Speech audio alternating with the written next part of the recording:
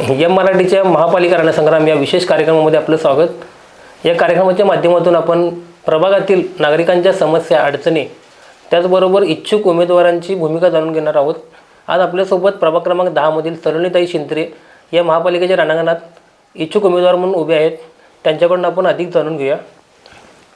ताई, महानगरपालिका स्थापन झाल्यापासून पहिलीच निवडणूक आहे, त्याबद्दल तुम्ही काय सांगाल? नमस्कार। महानगरपालिका झाल्यापासून आपली पहिलीच निवडणूक लागल्या असल्यामुळे सर्वच जण खूप जोरात आहेत आणि इच्छुक आहेत सर्वच जण। त्याच माध्यमातून मी स्वतःला वेगळं म्हणून एक बघत आहे की आजपर्यंत आपल्या इतिहासात कधीही कुठलीही युती स्वतंत्र राजकारणात कधीही पडली नाही आहे। एकतर कुणाचा तरी वारसा आहे किंवा कोणतरी मिस्टर असतील किंवा कोणतरी वडील असतील, ह्या माध्यमातून आजपर्यंत महिला बाहेर येतात। पण मी स्वतः एक युवती असून घरी कोणताही राजकीय वारसा नसून सुद्धा एक प्रयत्न चालू आहे की युवतींना पुढे आणण्यासाठी, युवा पिढीला पुढे आणण्यासाठी मी स्वतः ह्या नगरपालिकेकडे बघत आहे। कोणताही राजकीय वारसा नसताना तुम्ही महानगरपालिकेच्या रणांगणात उतरला आहात, त्याबद्दल कारण काय असेल? तसं शालेय कॉलेज जीवनापासून माझं स्वतःचं एक काम होतं की आपण काहीतरी समाजाचं देणं लागतोय। ह्याच माध्यमातून आम्ही 10वीचं जे आपण गेट टुगेदर म्हणतो, हे आम्ही कुणाच तरी आपण एकत्र आल्यानंतर कुणाच तरी फायदा व्हावा ह्याचं स्वरूप बघताच आम्ही गेट टुगेदरचं स्वरूप असं ठेवलं की आपण काहीतरी कॅम्प घेऊया, काहीतरी डोनेशन कॅम्प घेऊया, ज्यानं की समाजाला आपण काहीतरी मदत करू शकतो आणि आपल्याला एकोबा तिथं दिसून आला पाहिजे। ह्यासाठी आम्ही 11वी 12वी बसून कॅम्पच्या माध्यमातून शिबिरं सुरू केली। त्यानंतर युवतींचं एक आमचं संघटन आम्ही तयार केलं आणि त्यातनं आम्ही विविध उपक्रम, विविध शिबिरं आणि युवतींना आत्मनिर्भर करण्यासाठी दरवेळी आमचा प्रयत्न राहिलेला आहे।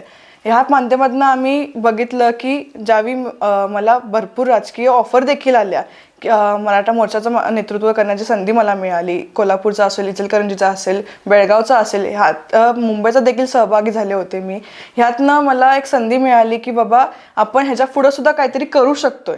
मग राजकीय जेव्हा ऑफर यायला लागल्या त्यावेळी मी थोडासा विचार केला की लगेच आपण पडायचं नाही, आपण समाजात पहिला काम करूया आणि त्याच्यानंतर आपण त्याचा पुढं बघूया, विचार करूया। पण एका काळानंतर असं वाटलं की आपण कुठंतरी सिस्टीममध्ये असल्याशिवाय आपल्याला ते करता येत नाही। म्हणून ह्या विचार करून मी एका पक्षात प्रवेश केला व त्याचं पहिलीच युवती जिल्हाप्रमुख म्हणून पद देखील घेतलं। आणि ह्याच माध्यमातून आज पश्चिम महाराष्ट्रामध्ये एकमेव युवती आज संघटना माझी चालत आहे। त्यातनं मी युवतींचे प्रश्न सोडवण्याचा प्रयत्न करत आहे आणि पद मिळाल्यानंतर माझ्या प्रभागातल्या राहत्या भागाच्या इथं मला नागरिकांकडनं असं आलं की तू पदावर आहेस, तू आमचं जरा हे प्रश्न सोडव, तू आमचं जरा ते प्रश्न सोडव। असं करत करत आमचं ध्यानीमनी नव्हतं की आम्ही कधी कधी ह्या रणांगणात उतरू, पण नागरिकांकडनं असं जेव्हा यायला लागलं की आमची हक्काची मुलगी जर तिथं असेल तर आम्ही स्वतंत्रपणे तुला काही शंका न बाळगता आम्ही तुझ्यापर्यंत प्रश्न नेऊ शकतो आणि तू नक्की तू सोडवशील ते, ह्या विश्वासावर त्यांच्या उतरण्याचा आज मी प्रयत्न करत आहे। समाजकारण आणि राजकारण या वेगवेगळ्या दोन बाजू आहेत, त्याकडे तुम्ही कोणत्या दृष्टिकोनातून बघता? तसं बघितलं तर आजपर्यंत मी कधी राजकारण केलंच नाही आहे। मी फक्त समाजकारण करत आणि कामच करत आलेले आहे। कधी राजकारण करायची वेळ देखील माझ्यावर आली नाही आहे, हे मी चांगलेपणे सांगू शकते। कारण की जेव्हा महिला किंवा युवती असं काम करतात तेव्हा खरं तर राजकारण खूप कमी होतं। कदाचित घराणेशाही किंवा हे असेल तर ते राजकारण होत असतं, पण स्वतंत्र महिलांना एक चांगलं प्लॅटफॉर्म ह्या माध्यमातून मिळतं आणि त्यांना पुढे जाण्याची संधी देखील मिळते। त्याच माध्यमातून त्यांचा आत्मविश्वास देखील वाढतो। समाजकारण करत करत तुम्ही राजकारणात उतरलेला आहे। प्रत्येक प्रभागातील बऱ्याच नागरिकांच्या समस्या आहेत, रस्ते, गटारी, पाणी टंचाई, स्वच्छतेबाबत गंभीर प्रश्न आहेत, त्याकडे तुमची भूमिका काय असेल? तसं तर आज पाण्याचा प्रश्न संपूर्ण इचलकरंजीवर गेले अनेक वर्ष चालूच आहे। पाण्याची समस्या त्यावर आता परवाच आपल्या शंभू तीर्थाच्या उद्घाटनच्या वेळी CM साहेबांनी स्वतः सांगितलं की ह्याचा मी प्रश्न सोडवून काही पण काय करून मी हा प्रश्न सोडवणारच आहे। त्या माध्यमातून आज आपले आमदार साहेब असतील, खासदार साहेब असतील, हे सुद्धा त्याच्या फॉलोअपमध्ये आहेत आणि त्यांनी नक्की ह्याचा प्रश्न सोडवतील. ह्या माध्यमातून जो माझा प्रभाग बघितला गेला तर हा कामगार वर्ग आहे. पूर्णपणे सगळे इथे जास्त कामगार आहेत. जेव्हा हे लोक सगळे काम करत असतात तेव्हा त्यांचा आता मी भाग फिरताना सुद्धा बघत आहे की भरपूर महिलांचं असं की आम्हाला घर बसल्या काहीतरी द्या किंवा आमच्या मुलांना, शिकलेली मुलं आहेत त्यांना काहीतरी द्या, असं मी बऱ्याच ठिकाणी फिरले आणि त्यांच्याकडनं मला आलेलं आहेत त्या प्रश्नसुद्धा. मग ह्याच्यावर तोडगा म्हणून मी भरपूर महिलांना असं सांगितल्याने आम्ही त्याच्यावर काम देखील करतो आहे. आता इलेक्शन आहे, त्या इलेक्शन नंतर सुद्धा आम्ही ते अंमलात आणणार आहे मुद्दा, हे प्रोजेक्ट सगळे, की महिलांना पण आणि युवकांना आणि युवतींना सुद्धा आम्ही इथल्या इथं आपल्या रोजगार काय देता येईल ह्याचा पूर्णपणे प्रयत्न आणि त्याचा आराखडा मी स्वतः तयार केलेला आहे आणि तो इलेक्शन झाल्यावर नक्की अंमलात आणणार आहे. तुम्ही एक शिकलेल्या तरुण युवती आहेत, त्याचा कुठं तर समाजाला, नागरिकांना काय फायदा होईल असं वाटते? 100%. आज आपण बघतो की बऱ्याच ठिकाणी कुणावर टीका नाही करत आहे, पण घराणेशाही असू देईल किंवा कुणाच तरी मिस्टर आहेत, कुणाच तरी आज आरक्षण पडले म्हणून जेव्हा एखाद्या महिला बाहेर पडते, जेव्हा तिला काहीच माहीत नसतं की आपण कसं काम करायचं, कुठल्या प्रभागात आहे, किती आपले तिथले प्रॉब्लेम्स आहेत, ते कसे सोडवले पाहिजे.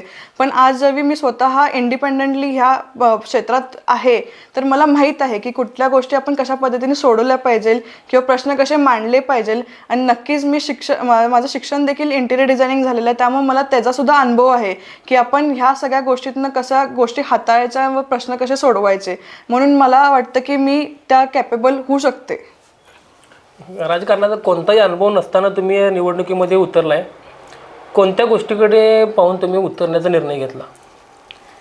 जसं मी मगाशी देखील सांगितलं की मी जेव्हा काम सुरू केलं कधीही मी विचार केला नव्हता की आत्ता इथपर्यंत माझे 11 वर्षाचा माझा प्रवास आहे हा, मी कधीही विचार केला नव्हता की मला पुढे जाऊन हे करायचं ते करायचं आहे. ते जेव्हा मी काम करत गेले ते माझ्याकडनं घडत गेलं आणि जेव्हा लोकांच्या अपेक्षा माझ्यापर्यंत येत गेल्या, त्यांचं काम होत गेलं, त्यांच्या अपेक्षा माझ्याकडे अजून वाढल्या गेल्या आणि त्या अपेक्षा वाढत वाढत आज इथपर्यंत मला मी स्वतःचं श्रेय घेणार नाही, ह्यात मी पूर्णपणे लोकांचं श्रेय घेणार की ज्यांनी मला इथपर्यंत सपोर्ट करून मला माझ्या पाठीमागे राहून मला इथपर्यंत त्यांनी आज पोहोचवण्याचं काम देखील केलेलं आहे. एकंदरीत पाहता तुमचं काम व मागची पार्श्वभूमी पाहता नागरिकांनी तुम्हाला संधी का परत द्यावी असं वाटते? परत म्हणण्यापेक्षा हा माझा पहिलीच वेळ आहे.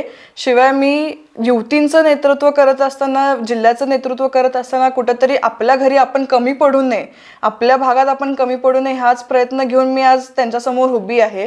आणि ज्यावेळी त्यांनी स्वतः मला म्हणतात की तू आमच्या मुलगीसारखी आहेस आणि तू आमचे प्रश्न सोडवू शकतीस आणि आत्तापर्यंत तू प्रयत्न देखील त्याचे केलेले आहेत, त्यांचाच एक विश्वास घेऊन मी आज ह्या रणांगणात उतरली आहे.